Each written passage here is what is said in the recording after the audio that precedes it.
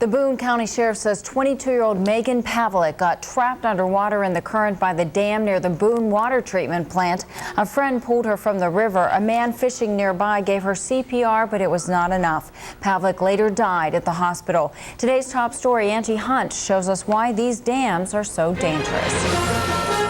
Well, Cynthia, many people just don't understand what's happening under the water's surface, and that's why the Iowa Whitewater Coalition is working to make sure people recognize those dangers. It's called the drowning machine, and on a small scale, it illustrates the danger of water flowing over a dam. It hits the water below and it brings water back on top of itself, so it creates what we call a hydraulic. Essentially, the water continues to spin, almost like a washing machine, making it difficult for anything to continue downstream. You can see it gets trapped, and it's impossible to escape that. John Wank is taking the drowning machine with him on the road this summer, trying to educate people about the dangers of these low-head dams. He says it's not just boats going over the dam that could potentially get into trouble. Even if a fishing boat or a fisherman gets too close, it actually has enough power to pull it in, even though the water is moving downstream.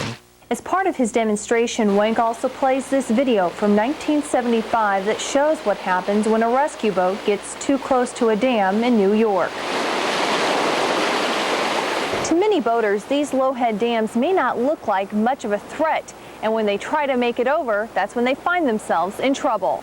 It'll take your feet right out from underneath you, and it just sucks you right down, and you have no chance of getting out. Ray Martin says he's seen too many people get into trouble at this dam on the Des Moines River in Boone County. When I was in the civil defense, I've been in on taking 6 people out of this dam that has drowned. John Wank says a step dam is just one way to modify these low-head dams to make them safer. You can see if you put something like this in there, and now send our boat down, no problem. Now, modifications are one solution, but the Iowa Whitewater Coalition would also like to see some of these dams just completely removed. They say the dams in a lot of areas no longer serve a purpose, and they present a great danger. And Angie, the group is also focusing on education. Absolutely. John Wank says it's really hard to fault anyone who does get caught up in one of these dams because it does look like you could so easily go over.